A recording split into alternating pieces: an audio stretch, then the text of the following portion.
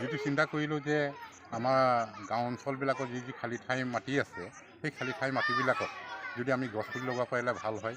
কিয় মানুহৰ আৰু গছৰ সম্পৰ্কটো পুতত ৰাখিব লাগে আৰু সেই সম্পৰ্কটোৰ মতে মানে মানুহে গছৰ পৰাই যিটো অক্সিজেন সেইটো মানুহে লয়, মানুহৰ অক্সিজেনটো গছে লয়, তেতিয়াহে মানুহৰ বেমাৰ আজাৰৰ পৰা বায়ুৰ পৰা মানে অকণমান মানে খাব পাৰিব। আৰু লগতে দেখিছোঁ যে বৰষুণ তেনেকুৱা নাই, বৰষুণ মানে গছ গছনি নোহোৱাৰ কাৰণে বৰষুণবিলাক কমি গৈছে, সময়মতে নাহে। তাৰ কাৰণে ভাবি মানে এই আঁচনিটো আজি লোৱা হৈছে। এই আঁচনিটোত তাকে ৰাইজক এতিয়া সতৰ্ক কৰা হৈছে যে আমি গছটো লগালেও নহ'ব, চৰকাৰৰ ফালৰ পৰা বহুতো দিছে, বহুত ডিপাৰ্টমেণ্টেও দিছে, সংৰক্ষণ তেনেকুৱা নাই। গছ গছনিবিলাক পুলিবিলাক দিছে, ছাগলীয়ে গৰু খাই শেষ কৰিছে, মানে তাত মানে কোনো মানে সংৰক্ষণৰ ব্যৱস্থা নাই। তো তাকে মই এতিয়া ৰাইজক এইটোকেই বুজাইছোঁ যে ৰাইজে গছ পুলি নিজে লগাওক আৰু নিজেই ভালকৈ যতন লওক, গৰু গাইবিলাক চাওক, ছাগলী চাওক, চাই পেলাই সেই পুলিবিলাকক ভাল যতন কৰি উঠাব চেষ্টা কৰক।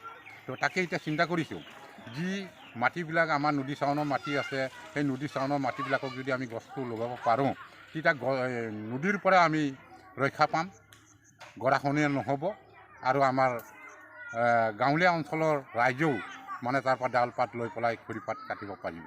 তো এনেকুৱা কৰি পেলাই সেই আঁচনিটো আজি ৰাইজক লৈ মই চিন্তা কৰিছোঁ যে কমিটি পাতি মানে সেই কমিটিকে দায়িত্ব দি মানে সংৰক্ষণটো কৰিবৰ কাৰণে দিম বুলি ভাবিছোঁ। আপোনাৰ এই গছপুলি ৰোপণৰ মাজতে অসমবাসী ৰাইজলৈ আহ্বান কি থাকিব? আহ্বান এইটোৱে, আমাৰ সকলোৰে মংগল হ'ব আৰু সকলোৱে যদি লগাই ভাল হ'ব, আমাৰ দেশটো তথা গাঁও অঞ্চল আমাৰ ভাল লাগিব, তাতে গৰু গাইৰো ভাল হ'ব, চৰাই চিৰিকটিও মানে তাত বহি পেলাই পোক পৰুৱা খাব পাৰিব, জিৰণি কৰিব পাৰিব, মানুহৰো ভাল হ'ব, সেইটোকে মোৰ সম্ভৱ। কি অনুভৱ আজি গাঁওবুঢ়া পুনাৰাম বসুমতাৰীৰ নেতৃত্বত আজি গছপুলি ৰোপণ কাৰ্যসূচী চলি আছে, আপুনি প্ৰধান শিক্ষক হিচাপে আপোনাৰ কি অনুভৱ হ'ব? আজি ভাল লাগিছে, সঁচাকৈ এটা আজি আমাৰ বিদ্যালয়খনৰ কাৰণে এটা পবিত্ৰ দিন।